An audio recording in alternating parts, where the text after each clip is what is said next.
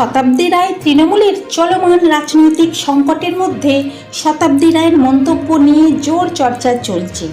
এক সাক্ষাৎকারে তিনি দাবি করেছেন, পরিস্থিতি অন্যরকম হতে পারত যদি দলের শীর্ষ নেতৃত্ব আগে থেকে তার সঙ্গে যোগাযোগ করত।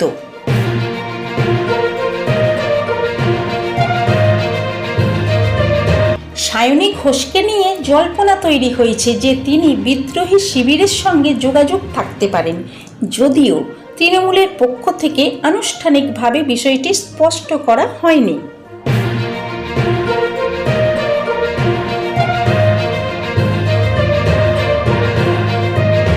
মুখ্যমন্ত্রী শুভেন্দু অধিকারী নতুন মন্ত্রিসভায় দপ্তর বন্টন সম্পন্ন করেছেন এবং আগামী 21শে জুন প্রধানমন্ত্রী মোদীর যোগ দিবস কর্মসূচির প্রস্তুতি নিয়ে বৈঠক করেছেন।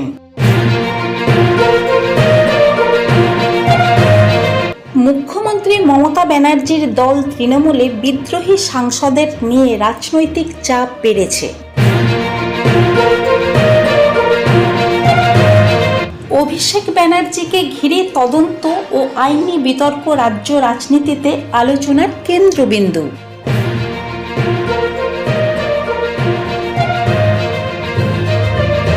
মুখ্যমন্ত্রী শুভেন্দু অধিকারী বিজেপির সংগঠন ও প্রশাসনিক কর্মকাণ্ড নিয়ে সক্রিয় রয়েছেন।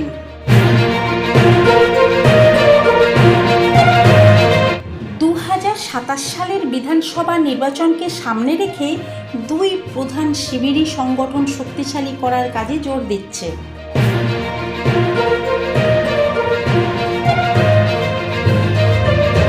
তৃণমূলের অভ্যন্তরীণ পরিস্থিতি, অভিষেককে ঘিরে বিতর্ক এবং বিজেপির রাজনৈতিক তৎপরতাই বর্তমানে পশ্চিমবঙ্গ রাজনীতির প্রধান আলোচ্য বিষয়।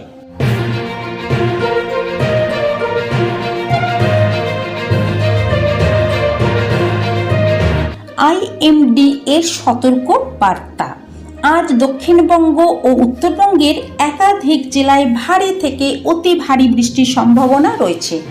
বজ্র বিদ্যুৎ, ঝোড়ো হাওয়া এবং দমকা হাওয়া সতর্কতাও জারি করা হয়েছে। যে সব জেলায় বেশি সতর্কতা: উত্তরবঙ্গ, দার্জিলিং, কালিম্পং, জলপাইগুড়ি, আলিপুরদুয়ার, কোচবিহার; দক্ষিণবঙ্গ, পূর্ব বর্ধমান, বাঁকুড়া, পুরুলিয়া, ঝাড়গ্রাম, পূর্ব ও পশ্চিম মেদিনীপুর, হুগলি। দমকা হাওয়ার ঘন্টায় 50 থেকে 60 কিমি বেগে ঝোড়ো হাওয়া বইতে পারে। কোথাও কোথাও বজ্রপাতের আশঙ্কাও রয়েছে। কলকাতা ও উত্তর 24 পরগনা আকাশ মেঘলা থাকবে।